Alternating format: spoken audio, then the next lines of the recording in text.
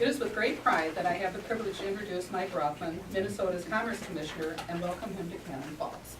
Prior to his appointment in 2011 by Governor Dayton, Mike was a shareholder at Winthrop & Weinstein, a law firm in downtown Minneapolis, practicing primarily in insurance law and government relations. I was his legal admin assistant for 8 years until he was appointed commissioner, so we have a long history together. That's right. I enjoyed working for Mike, and when he left the firm, I retired. As Commerce Commissioner, Mike's role is to protect Minnesota consumers and safeguard the public interest. Under his leadership, the Commerce Department is responsible for consumer protection and regulation of financial service industries, which includes insurance, state-chartered banks, credit unions, securities, and real estate. The department provides licenses to franchises, collection agencies, and currency exchanges. They regulate insurance companies and their products, weights and measures, and the energy sector, which includes natural gas and electric public utilities. Other areas of regulation are telephone companies, telecommunications, and the enforcement of Public Utility Commission rules and orders, and they also oversee unclaimed property programs as well. As you can imagine, heading the Commerce Department is a huge responsibility. But from my experience working with Mike, Governor Dayton could not have found a better and more dedicated person for the job. So without further ado, it is my honor and privilege to introduce my former boss and my friend, Commissioner Mike Rothman. That's great. Thank you. Give me a big hug. How many know Joyce? So you know that I could not have had a more wonderful assistant and secretary. Joyce, like many of you, coming from a small town, had just amazing values, and every day kept me on my feet, and without her it would have been very difficult. She was a workhorse, completely loyal. You know, in the old days, the old saying is that you'd have folks who were dedicated and loyal to you, and sometimes these days people don't understand that, but Joyce totally did. And I had dozens of cases that I worked on, and Joyce just kept me going. So anyway, Joyce, it's wonderful. We trade holiday cards and all of that, and I completely enjoy getting your limericks and your poetry. And for you, those of you that know Joyce, she's just an absolutely wonderful and a gift of a person. So I can't say or think more highly of Joyce, so thank you. So I'm here today on the invitation of TRIAD and as well your community to talk about senior fraud, which is it's rampant and it's a serious problem. Often I've talked to groups like you from Itasca to St. Cloud to southern Minnesota, and I'm glad to be here today to talk about elder abuse and protection of our senior citizens. So first of all, I want to thank law enforcement for our partnership. I want to also introduce several of the people that are with me from my staff. First of all is Marty Fleischacker in the back of the room. Marty is the Director of Enforcement for the Department of Commerce, overseeing the enforcement and investigations, as Joyce had indicated, from everything from insurance, real estate, to wire transfer fraud and all kinds of things that we look into. Also in the back of the room is Mike Marbin.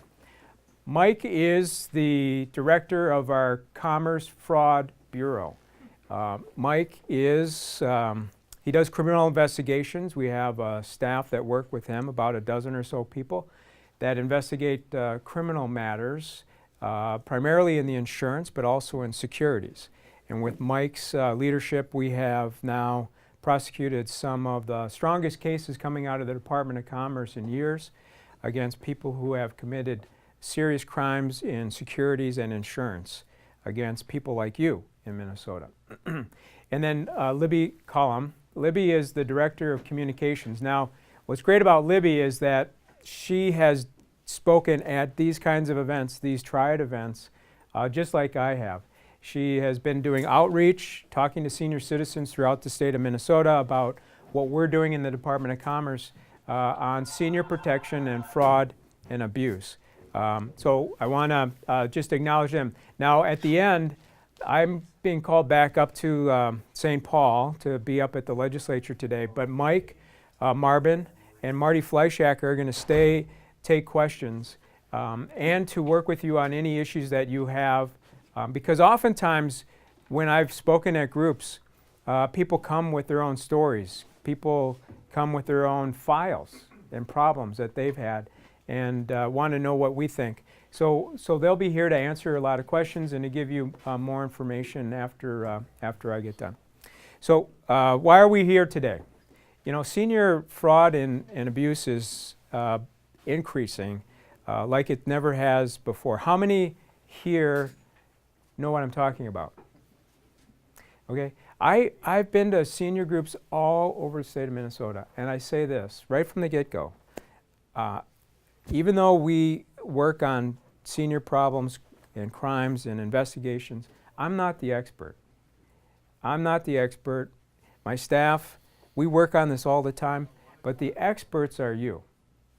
Collectively, with what you have experienced in fraud, is really where the experience is. It's just a phenomenal problem and a phenomenal success. So you've raised your hands and you know what I'm talking about.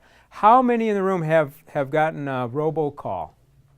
You know, a call by computer trying to solicit you, right? Okay. How many have been solicited to do, you've won a lottery or a scam, one of those kinds of things? Anybody seen those? Raise your hand if you've seen anything like that, right? How many know of somebody, a friend or something like that, that might have been approached at the door about, some contracting thing and they wanted to do something and got ripped off or something like that? I saw some hands come up. Well, that's what we're talking about. But I want to also focus on the issues that senior citizens have and some of the problems we've seen and the stories that we've seen. I want to share stories with you. I'd like to hear your stories, and we can talk about them. And then I want to talk about some of the things that we're doing at the department to help fight abuse of senior citizens, elders, and vulnerable Minnesotans. I like to start with some stories. There's a woman named Peggy whose mom was the victim of a fraud. Now, this is a lot of money for her. She's from Duluth, and this is what happened. She was solicited. She received something in the mail that talked about her winning $2.5 million in a Jamaican lottery. It started that way. And they said, you have also won a Mercedes-Benz. In order to get that, what does she need to do? She needs to wire transfer some money to pay for the transfer, to get the car here. So, sure enough, what do you think she did? She did it. And the person who was working with her got on the phone and enticed her.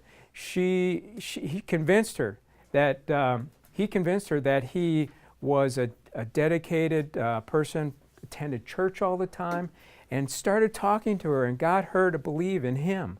Well, next thing you know, she's sending more money. She's going down and racking up, putting money on her credit cards and increasing the amount of money she's taking out and then sending it to these people. So what ultimately happened is that she took out $10,000 in cash, walked it down to Walgreens or wherever it was, and wire transferred $10,000 across, never seen again. Total amount of money lost was $47,000. Now, she was a senior citizen. She was a teacher for most of her life, and that was her entire life savings. The family didn't even know about it. And when they found out, it was too late. Now, what's interesting is that that Peggy's mom did not know how to wire transfer. She went down, who would ever take out $10,000 in cash? And she believed that this was the most important thing for her to do, and they convinced her to do it.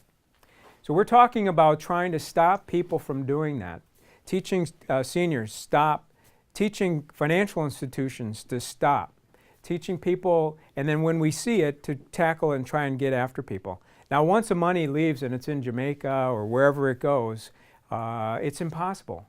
So why is this happening in Minnesota? Why do you think that Minnesotans, why senior citizens? Any idea? I have the answers, but I want to see what you guys think. Why are you the target of criminals? Because Minnesotans tend to be very honest and sincere. We're honest and sincere. That's exactly right. Any other ideas? Vulnerable because of our age. Vulnerable because of your age. Mm-hmm. And I'll talk a little bit about this, as well as diminished capacity. diminished capacity, and people even with Alzheimer's. Yeah, You gotta have assets. If you haven't got assets, there's no need to try to scam anybody. exactly. You got to have assets. Okay, so why do you have assets? You collectively, the baby boom generation, actually I'm at the tail end of it. So the baby boom generation starting to retire. I'm at the tail end of it, and in between is the greatest amount of wealth in American history. Is held by senior citizens. And then compared to the rest of the world, criminals in the United States and outside the United States know that is it easier to commit crime or try to convince you guys to send money to them, senior citizens, than it is to rob a bank? You bet. It's a lot easier, and it's because of the fact that people are vulnerable. People have diminished capacity, and people have Alzheimer's and things like that. And people get convinced that they've won the lottery. So we are Minnesota nice, and that's another reason. So Minnesota, even though we think we're in this land where we're protected, nobody knows where we are. The fact is they do know where we are. They know where the money is, and they're targeting our senior citizens in Minnesota, and that is happening. So we want you to know that, and we want you to protect yourselves and to get the education you need to help stop all of this. So let me talk about a few things about why folks are vulnerable. Who's heard of a gentleman? Now I'll ask the younger kids first. All right. Who's heard of a gentleman named Mickey Rooney? All right, we got one. How about the seniors? Mickey Rooney. All right. So you know what happened?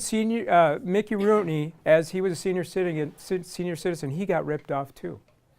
He was ripped off by actually a family member who took most of his savings and spent it and left Mickey Rooney basically penniless and not able to do anything. He testified in the United States Congress to this problem that he had, and there was nothing he could do about it because they had written out a conservatorship and all the power was transferred to somebody in his family. So it can happen to anybody, is the bottom line on the story. It can happen to all of us, and it's happening every single day. Mike, Yeah. this is what I want the students to realize, that they might think it's not going to happen to them, but you can see that it doesn't happen to your folks, to your grandparents, and be careful, they'll find you too. Yeah. So let me tell you another story. I was out speaking to your group, but it was in St. Cloud or Western Minnesota, and afterwards I stuck around and I talked to some people, and you all have stories about how you've been the victim, or a friend's been the victim, or somebody in the neighborhood or in the community has been a victim, and it's happened. But on one of these lotteries, I was talking to a young senior citizen, and she was telling me that unfortunately she and her husband divorced. Why? Because she was sick and tired of him answering these lotteries and spending the money. It was $500 or something, and $1,000, I don't know what it was. But it's not the big money, it's the little money that can not only you lose your savings and your money, but it also is impacting your relationships and your family. And so it's very important for all of us to be cognizant that this is happening. So these are the stories. And why is it happening? Well, when I started about 3-4 years ago, one of the things that I did was talked with doctors and worked with the University of Minnesota one of the doctors at the Minnesota geriatrics area, and he worked on and has talked about what is diminished capacity.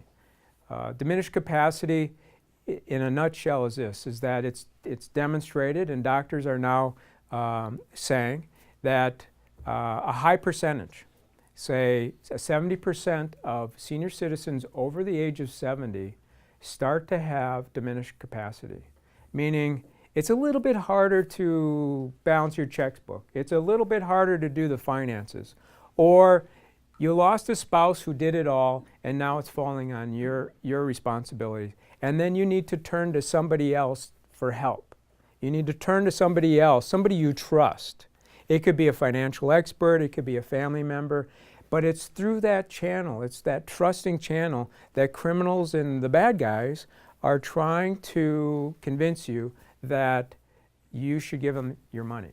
And that's where it's a very, very hard area. That's where the hard conversation is all about, is where do you draw that line? Who can you trust and who can you not trust? And I'm bringing this up because it's a very difficult issue. I've spoken with other folks. One of them that I've spoken with on this very subject is a gentleman named Skip Humphrey, our former Attorney General. He's Minnesota Attorney General for four terms. Prior to that, he was a state senator, and he worked for the AARP for many, many years. And most recently, he joined me to launch a piece of legislation that I'll talk to you about to help protect senior citizens. But Skip will tell you, as you know yourselves and you're experts, that diminished capacity starts. He talks about his Kanagin getting a little bit hard, but it gets very difficult. I have a 93-year-old grandmother, and I love to tell this story about my grandmother. She's 93 years old, and she will get solicitations, she will get calls just like everybody else. But at the end of the day, who do you think she calls when she has a serious problem? She calls me. She calls somebody, and she calls somebody to help her navigate through that. And my point is simply this, is that with diminished capacity, it becomes more and more important to watch what's happening. And again, this is why seniors are being targeted, is because the criminals know about diminished capacity. The guts of what's happening from a medical perspective, and what we're hearing is that diminished capacity, the actual slowing down of the functioning of your brain, affects your what's called the executive function. The executive function, meaning your decision-making process. And it's one of those things that just sort of happens. So anyway, what we want to do is create a network of law enforcement, people from the Minnesota Department of Commerce, to go out and talk to people and to say, look, we're doing everything we can to stop criminals and to do what we can. But if we can't stop them, we need our communities to say no, to stop people from doing this to all of us. So one of the things that we've done is last year we worked with the legislature to pass legislation, for example, to help us stop wire transfers like happened with Peggy and her mom. To make sure that if you're sending it somewhere, that it is actually going to where you intended it to be, rather than Jamaica, rather than to a country that we can't get the money back from. It's very difficult in this world with thousands of transactions from happening. The other thing that we've done is we've worked with, and we're working with credit unions and state banks and other financial institutions to stop a transaction or talk with a senior citizen about the wisdom of doing the transaction. That's a really tough conversation. So I'll give you an example. I was up in Cook, Minnesota, way, almost close to the Canadian border, and I talked with the credit union there. And the teller, who's actually the vice president of the bank, was telling me that what she saw one day was just amazing and a very difficult thing, and she asked for help and guidance and what she could do.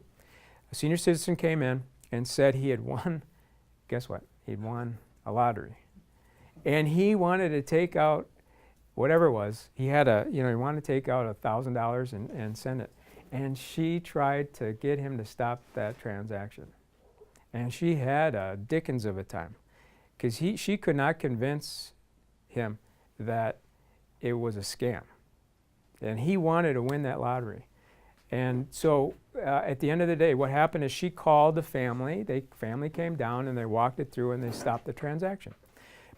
But financial institutions are in a tough spot because you're their customer and you get to decide what you want to do with your money. So what we've done is we've worked with financial institutions like tellers and managers and all of that, and we've done training where we've actually gone through and told them the stories so that they understand what the stories are and what's really happening out there, that the senior citizens of Minnesota are victims of financial abuse, and how we can do things to stop it. So we've partnered with the financial institutions and the community banks and the credit unions around the state, and worked on developing ways in which we can do that. Out of the work that we've done there, we've collected a bunch of really what we think are good ideas to help financial institutions help you and protect you. So one of the things that actually Skip mentioned to me was that we could put out, the Department of Commerce could put out guidance to financial institutions to say, look, if you see a fraud happening, if you actually see a criminal doing something, you report it. Report it to the authorities. Report it to the Department of Commerce, and we will do what we can to track it down and get after the criminals. And that way they can get that information to us. Well, that's just the beginning of it. So we took and put this kind of an idea into legislation and put it in the governor's budget. And Governor Dayton has a proposal that he's working on with me to give the guidance to the financial institutions so that they can help stop these kinds of transactions. So it's giving them really the permission to train their staff about fraud. They're doing it anyway, but to work with us, to give us a little bit of help to be able to do that, to talk to them about making sure that they do report these things to us so that the authorities can go after the criminals, and that we can take appropriate action without them feeling like they're liable or responsible if they don't do it right. And the one thing that we've also built in there is sort of a time period where they can just say, wait a minute, this is a fraud. This is a fraud, and they can hold off on doing that transaction to make sure that it doesn't happen if it's really a criminal activity. So we're working on that, trying to get funding for that, and then doing what we can to protect seniors from annuity scams and things like that. So we're working on that legislation, and we're trying to develop and expand our network so that we can do everything we can to stop some frauds. Now, I've always believed that the stories are the things that really tell you what's happening. So let me tell you a couple of more stories about some of the fraud we've stopped and the criminals that we have stopped at the Department of Commerce. One of them is a gentleman named Jeffrey Rodd.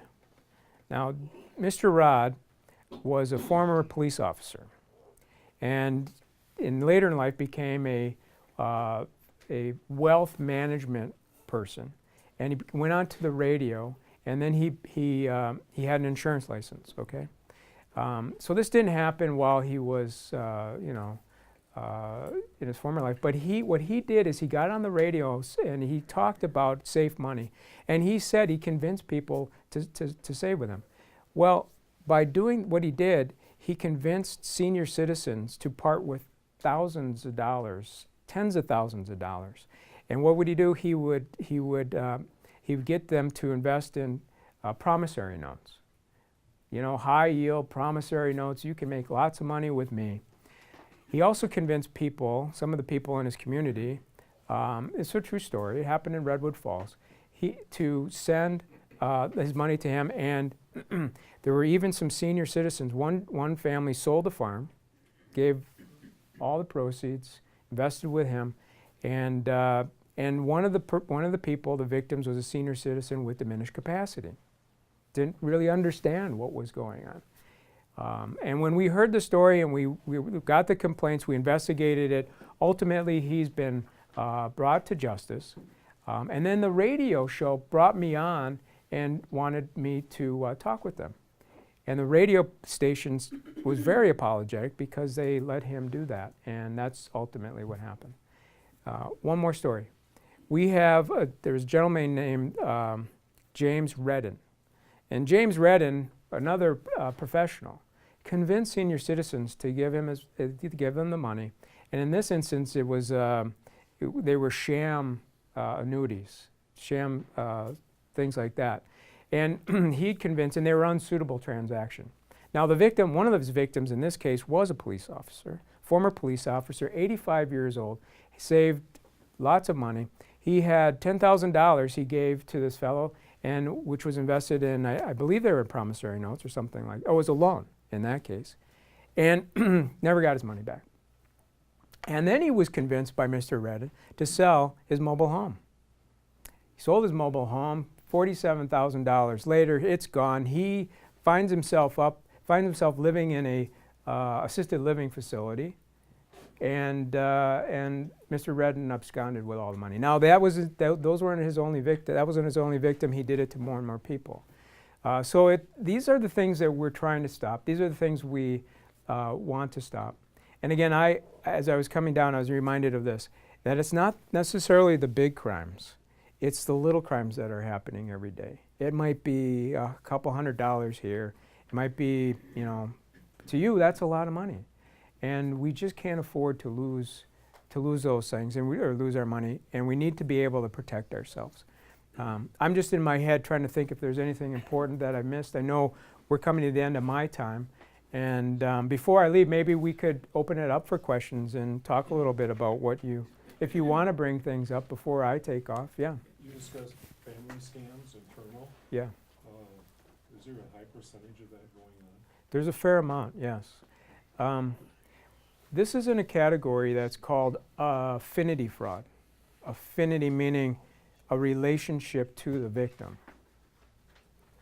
And it's not, what's happening is that some of the fraud is done by a family member on a senior. It's a hard thing to discuss. So let me just put it out there. I'll be honest, it's happening. We have, in the United States, we know of reported crime of about $2.5 billion. It's more than that. That's the tip of the iceberg, really. And the reason why it goes unreported a lot is because victims are in a tough spot to report it, are embarrassed, feel ashamed for themselves and their children, and they don't want the consequences to happen to a family member if it gets reported. And so a good example of this was the Jeffrey Rod case. Now, that wasn't family fraud, but he'd known the families so well, they were afraid to report him. He was too close. And so he got that affinity relationship with these people. And then after a lot of events, I can recall, they're numerous, almost every event I go to, somebody will tell the story of how they found out that a family member was doing something to their mom or their parent or sibling, and they've tried for years to stop a real estate transaction or an investment, and they're in this big family feud. And yes, the answer is yes, it's happening. We should put that out on the table, and to make sure that that you as senior citizens and all of our senior citizens need to know that there's a place to go for help if you want the help. You can call the Department of Commerce. We're here to help if we can. There's other resources. There are senior resources. We have brochures and materials for people to work with. There's the Elder Justice Center is working on these issues. There's the Tubman Center. There's the Senior Protection Line of the state of Minnesota has opportunities that you call. And there's TRIAD. There's the sheriffs and the local agencies that you can work with. So I encourage you to do that. Joyce will understand that I've got to keep him on his schedule. Yeah, yeah. I figured I- they're signaling, you I don't like- know that, they're signaling I like to behind talk. there. Let's do one more and then we'll head out. We'll do one more and then I'll head out. Yes.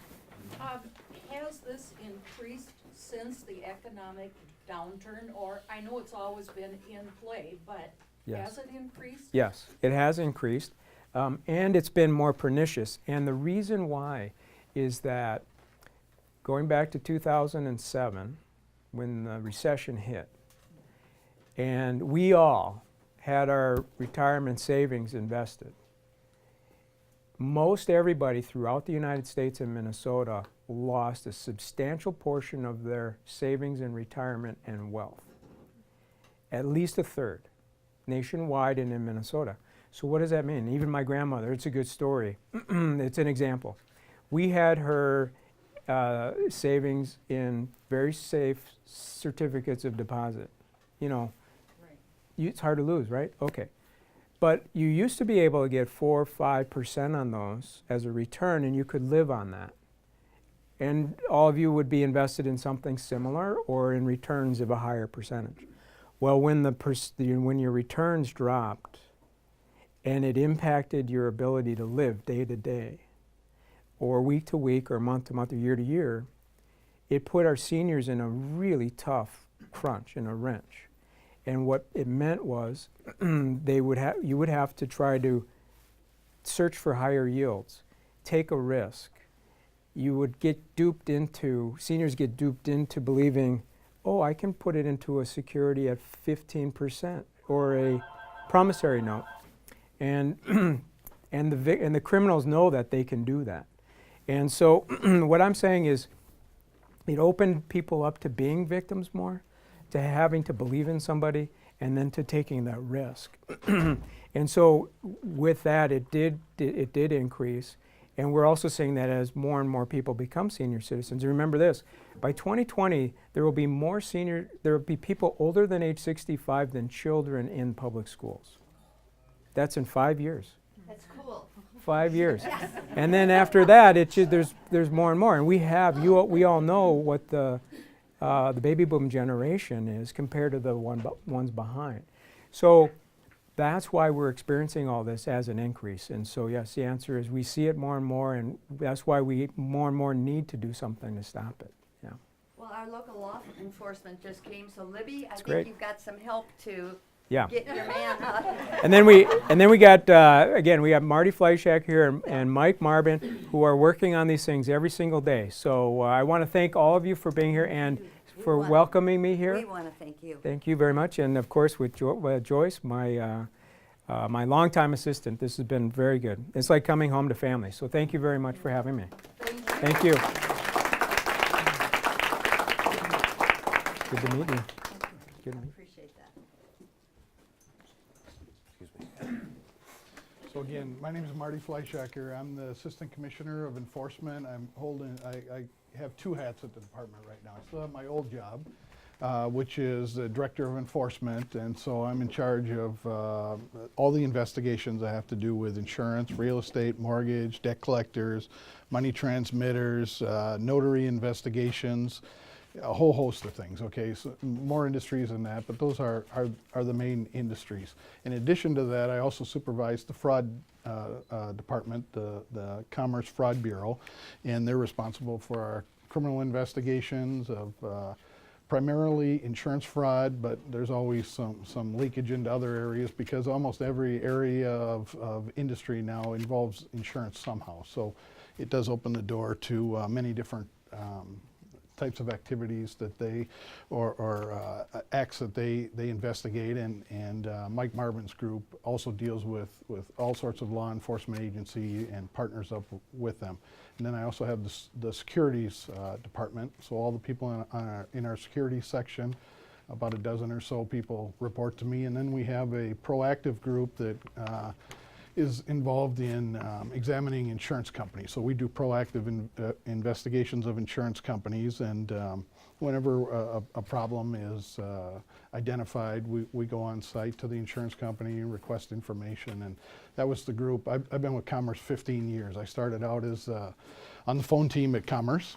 I worked for industry before that, but then I started on the phone team at Commerce answering primarily insurance questions, and that's what my background was in insurance. I have a law degree too. And then I worked my way up through investigations, different types of investigations, and to a director and now assistant commissioner. So. Well, thanks for having us here today. Like my boss Marty said, my name again is Michael Marbin. I'm the director of the Fraud Bureau. For those of you, I'll just give you a little bit of background on the Fraud Bureau. We're a relatively new law enforcement agency for the state of Minnesota. We were enacted in 2004 by legislative action, and we actually went into service basically in 2005. And the reason we felt we were enacted and the legislature took the action to create the Fraud Bureau is because if you go back to 9/11, so many things in our lives changed on 9/11. One of the big things that changed was a lot of the federal law enforcement agencies that were in charge of conducting fraud investigations were retasked to new responsibilities, primarily Homeland Security and anti-terrorism efforts. And what was happening during that intervening time, they didn't have time to conduct these protracted white-collar crime investigations. They had other priorities. The industry, the insurance industry around the nation started to see a lot of their cases fall by the wayside because nobody was taking a proactive interest in what was happening to the industry and by default happening to every Minnesotan, every person that lives in this state. There's a fact that's out there that says that everyone in this room is paying about $1,000 per year more in insurance premiums and the costs of goods and services that you buy because of insurance fraud. Now that doesn't mean that your car insurance is $1,000 a year more. Your car insurance might be $50. Your homeowner's insurance might be $50. Your life insurance might be $50 more, and so on. When you talk about insurance fraud, which is just one of the areas that we conduct investigations into, and I've got a lot of my colleagues go, well, why do you just want to do insurance fraud work? I was a street cop for 31 years in Apple Valley. I rose to the rank of captain. I was in charge of their investigations unit.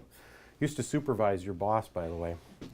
I don't know how he became chief, but no, just kidding. Nice guy. I know Jeff McCormick real well. Jeff and I worked together for a number of years. But when you talk about insurance, it touches every facet of our lives. I mean, you know, you buy a house. What do you have on that house? You've got mortgage insurance. You've got title insurance. We all have, hopefully, we all have medical insurance.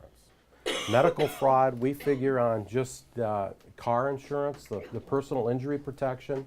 We figure that fraud in Minnesota is somewhere between $200 and $300 million a year alone. I've got a total of 11 special agents that work for me. They're licensed peace officers, and we conduct these investigations into insurance fraud and securities. We've been having a lot of success, and I'm here to tell you, unfortunately, business is booming for me, okay?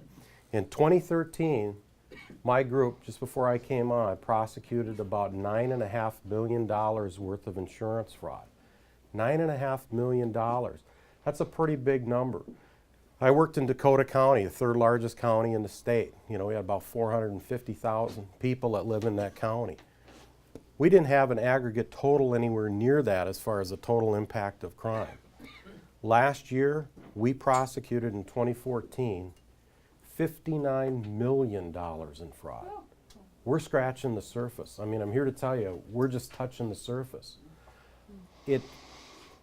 As the commissioner said, you know, I always draw the analogy, why are seniors targeted for fraud?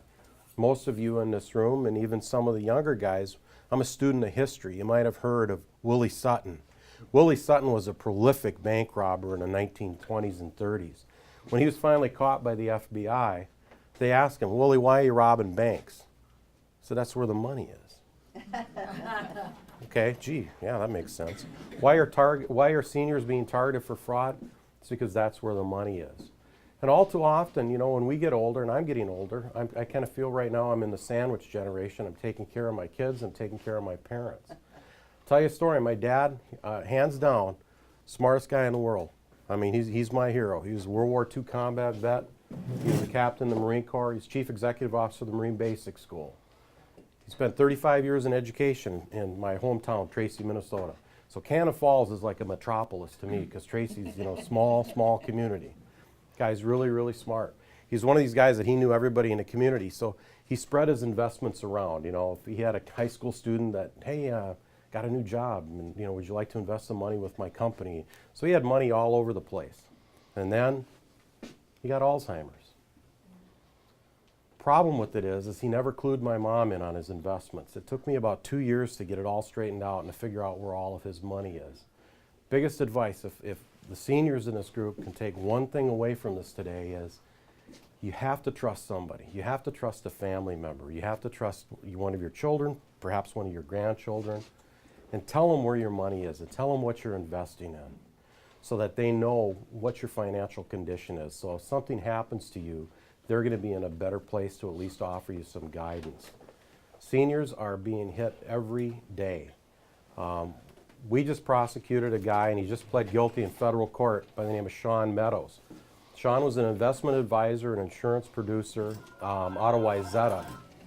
And he had a pretty long career with a large insurance company in the state of Minnesota.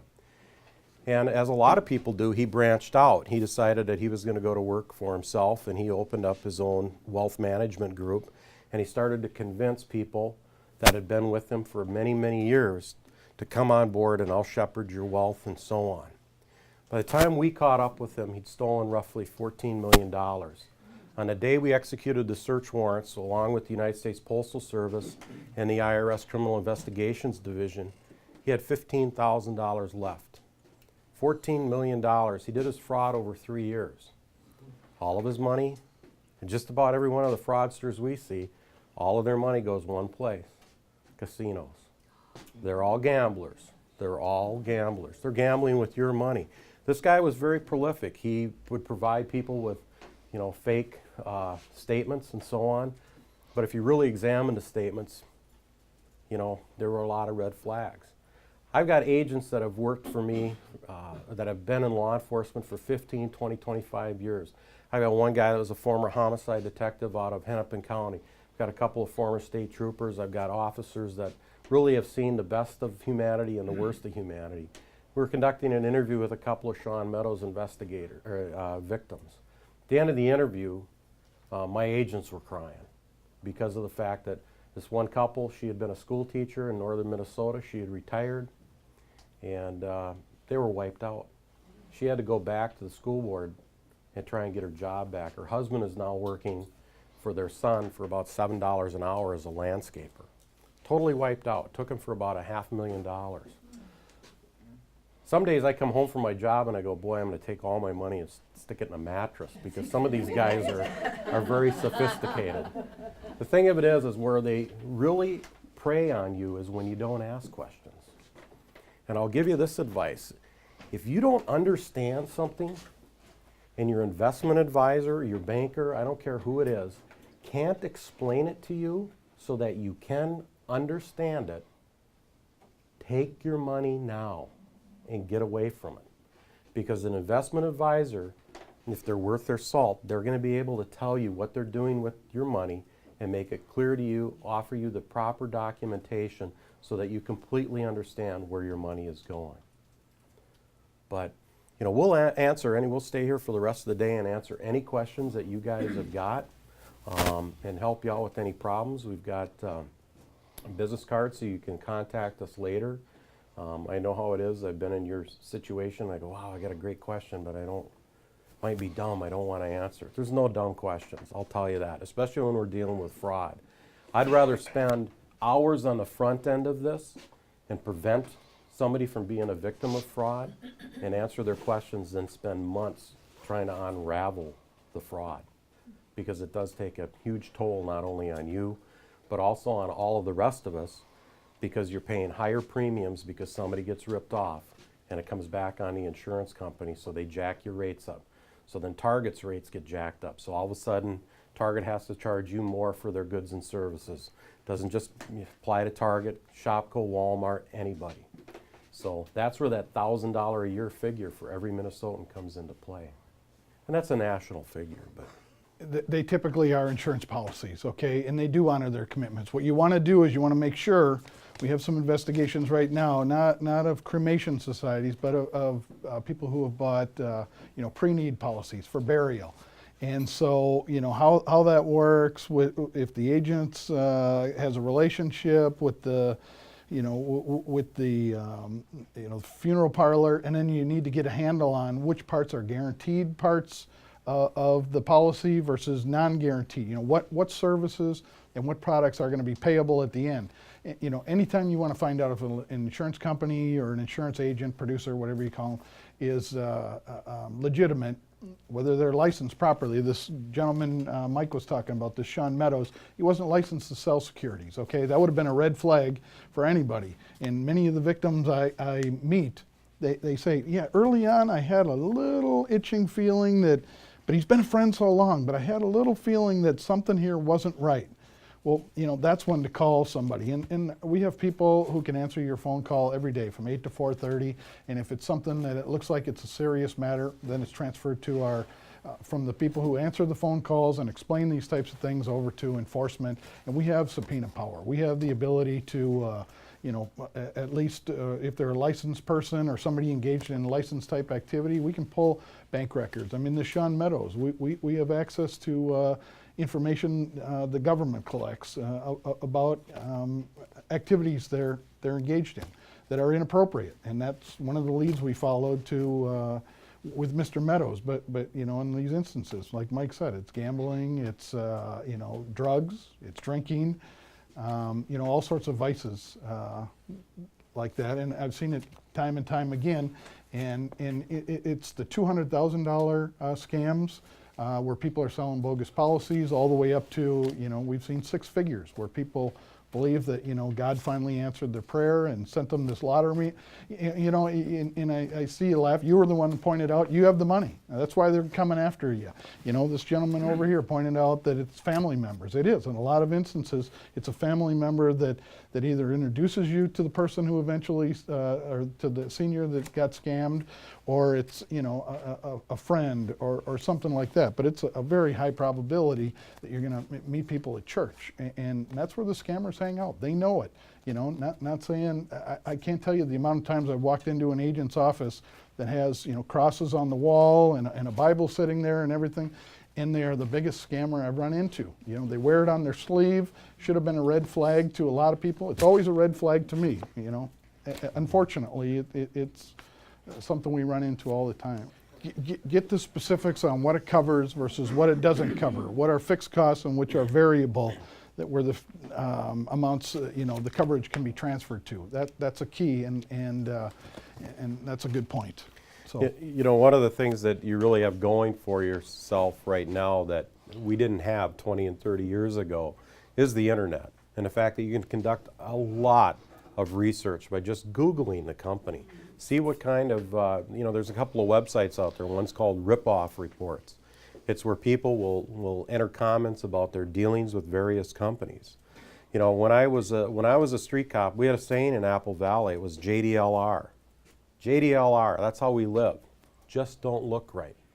If it just doesn't look right, it ain't right. If it ain't right, that's when you make the traffic stop. That's when you catch the guy that's out burglarizing and stealing stuff.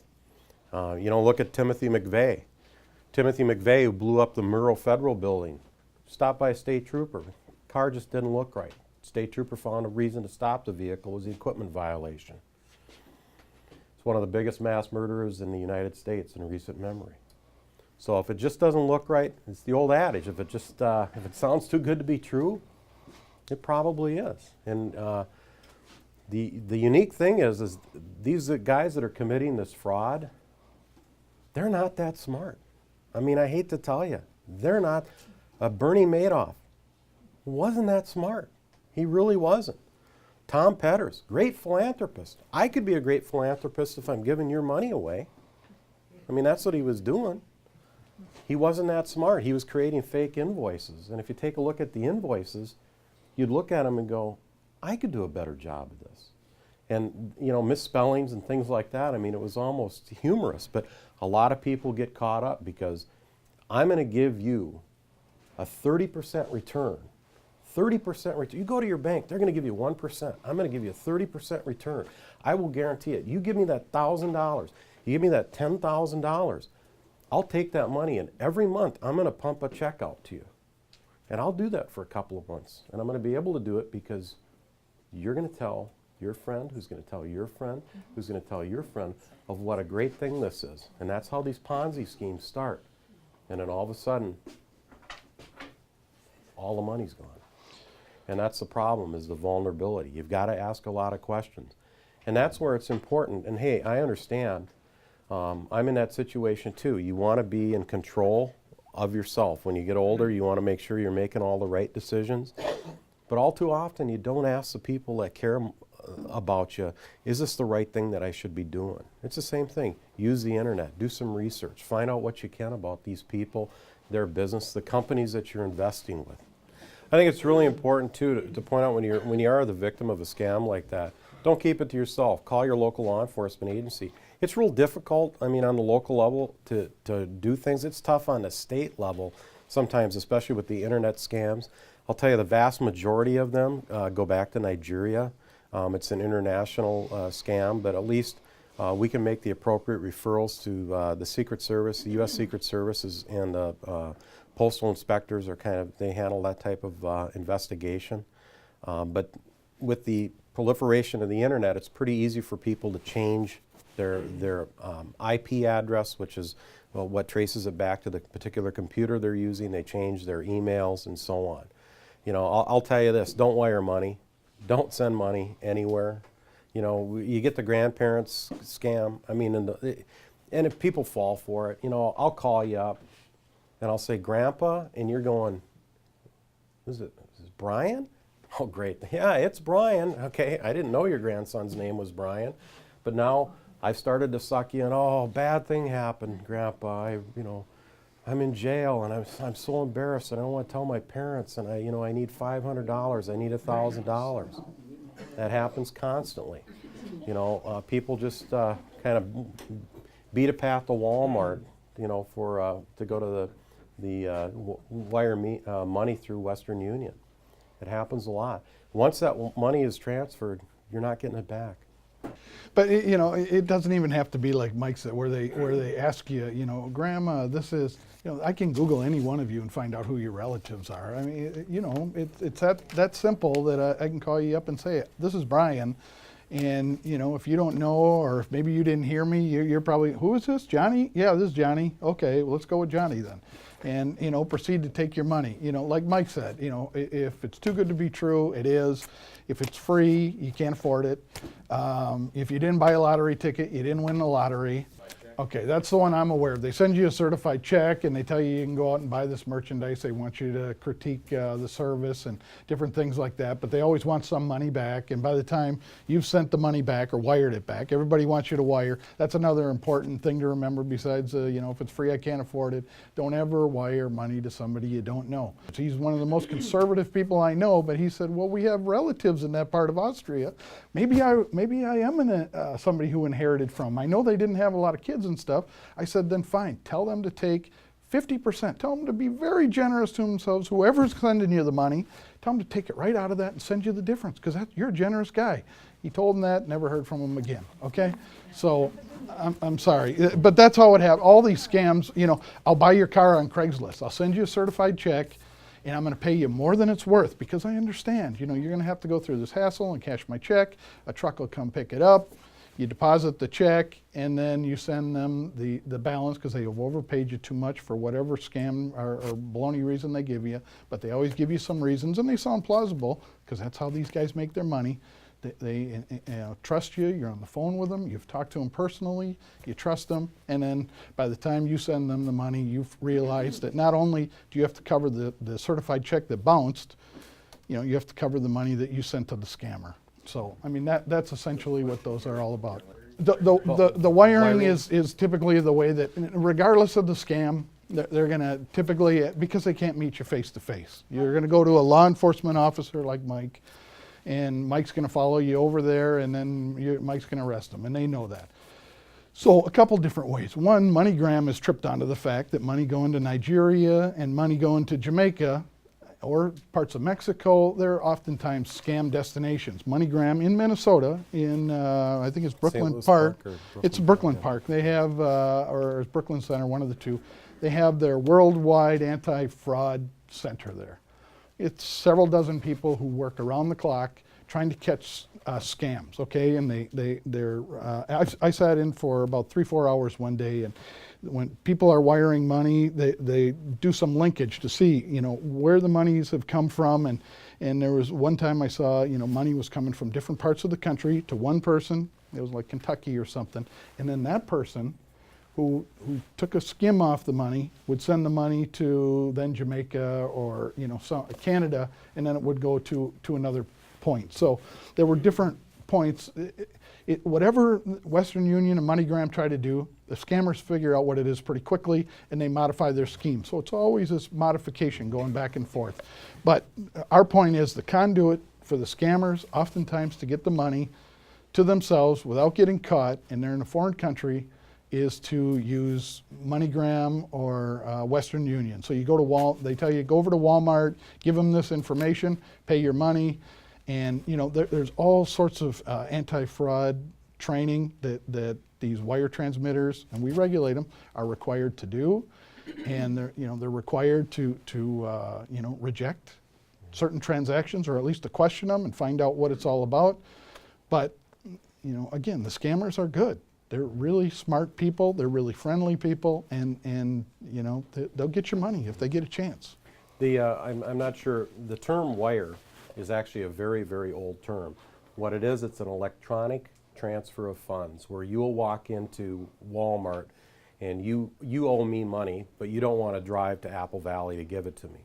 So you'll pay. You owe me $100, so you'll give $100 to Walmart plus a handling fee. Is it 5%? I think something like that. It's some small fee. It's a small fee. They take the money because now they've got your cash. It's a legitimate cash. They put it in their cash drawer. They then type in the transaction electronically, and it's going to be sent anywhere in the world where MoneyGram is, or any of the other wire transmitters have business. So even though I told you to wire it to me in Apple Valley, I could be in Apple Valley, California, and walk into a Western Union place and just give them a transaction code, and they're going to give me the funds. So they just hand me the cash. So it's a very good way to move money around the country fast if you have a transaction, but it's a very good way to get scammed out of your money. And once the money's there, it's gone. Yeah. It's gone. And it's tough, and they know that, if you're in Cannon Falls and you got ripped off and you're talking to the Cannon Falls Police Department, and then they talk to MoneyGram, and MoneyGram says, well, it got sent to LA. Okay, I know you're going to go, well, I'm not calling LAPD because they have more things to do than try and track down a $100 money order that got picked up at a Walmart store. And they are small amounts. They'll build your trust with $50, $100 amounts, which you can easily afford, and then they'll move to the bigger amounts. And then, I don't know how many of you are, another scam is, people who don't keep paying the money. They might look up your house and, I don't know, do you know what Google Earth is? Everybody know what Google Earth is and Google Maps, and they can see the front of your house, and they can say they're watching you because they know what the front of your house looks like. Even though they're down in Jamaica, they're going to threaten you and say, you need to keep sending me money. For various reasons. I know your family. I'm going to tell them how you were taken advantage of, and they're going to lock you up or send you to a retirement home, or they're going to take all your rest of your money. And yeah, they're good at finding ways to threaten and coerce you into sending more money. And it never ceases to amaze me how sharp some of these criminals are. And if they put their energies toward good things, they probably could have really made out in this world. Well, the student loan crisis, and I'll call it a crisis right now, typically revolves around for-profit educational institutions. And don't get me wrong, there's a lot of good ones out there, but they're offering programs that the employment statistics that are out there probably don't back up the fact that you should go so far into debt to be this type of get this type of an occupation, whereas a public institution really doesn't have a vested interest as much in terms of steering you to a particular occupation that's high profit for them in terms of getting you the training. So that's where a lot of the for-profit schools have gotten themselves in the jackpot. I mean, my personal experience is you don't co-sign for anybody. I won't co-sign. I got a 23-year-old going to the U of M. Not co-sign. I love the kid dearly.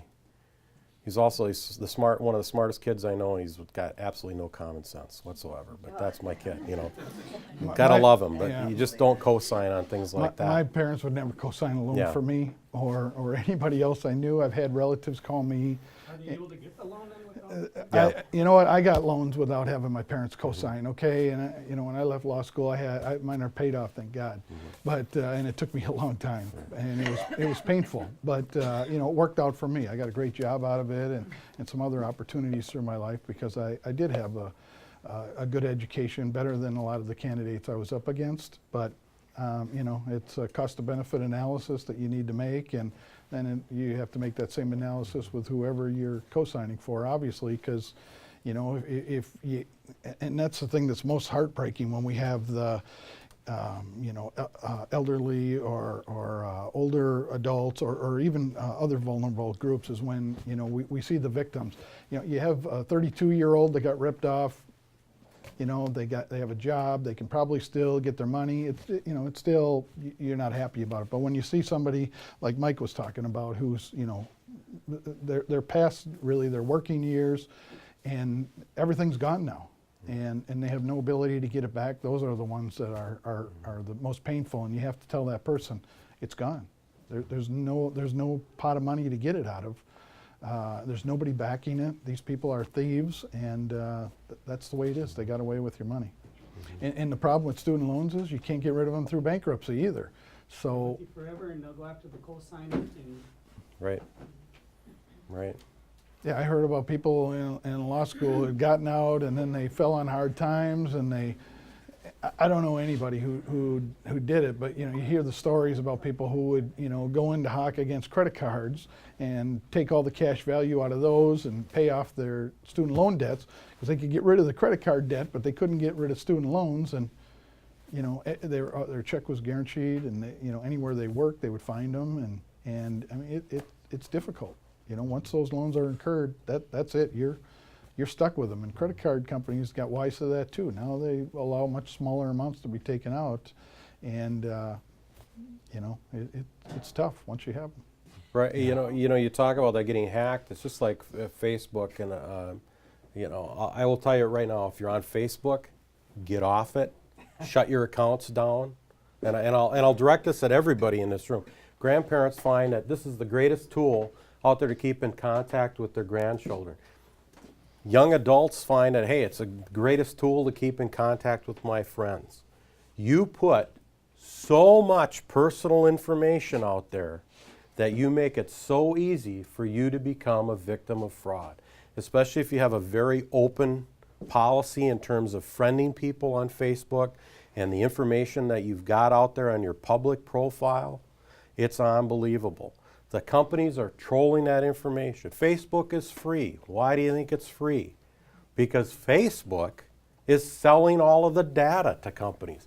For tenths of a penny on the dollar, they will sell your personal information. They will sell all that. They can see that, gee, you really like to go to Timberwolves games. Wow, you know, you've been at the games a lot. What do? I'm selling that to the NBA for marketing so that they can send you emails and they can have banner ads on Facebook for what? NBA merchandise, NBA season tickets, and so on. It's not just the NBA, it's everybody. I mean, have you ever noticed when you're on the internet and you're looking for something, and then all of a sudden you go to like your Google Mail, your Gmail, and then all of a sudden you'll be looking at your mail, and along the right side, there's a couple of banner ads for maybe the companies you just visited. How do they know? That's because you've got people behind the scenes writing computer algorithms that can tell where you've been, what your interests are, what your likes are, and they do it. It's kind of just like point of purchase marketing. That's what they're doing. They're trying to suck you in, and it's legitimate, but everybody's out there trying to make a buck on it. But the scammers use that data too. They use the data heavily. Got to answer that with a kind of a yes and a no. Yes, we do, especially if it's going to be an insurance, like a homeowner's insurance contract. No, if it's just a straight up contractor, like a gypsy contractor, that's going door to door, and we call them gypsy scams. That's, you know, it's the same thing with blacktopping and so on. Department of Labor and Industry handles that. And they can check to see whether or not you're dealing with a licensed contractor. Let me tell you this, if I come out to your house and I say, I'm going to blacktop your driveway for $2,000, but if you got to do it today, run. Because if it's a good deal, it's like dealing with a car dealership. They say they're going to sell you the car for $30,000 today. The price of that vehicle is going to be $30,000 tomorrow. Okay, you don't need to take that cooling off time to think about this transaction before you do it. You want to be proactive. You don't want to be the victim. The building contractors were with our department until about 6 years ago. Governor Plenty did some restructuring of state government and moved them to Dolly. Charlie Dernberger's over there. I do a couple presentations with Charlie a year about scams and things like that. Charlie handles the building contractor side. I handle the insurance side. So We refer stuff back and forth Yeah. all the time.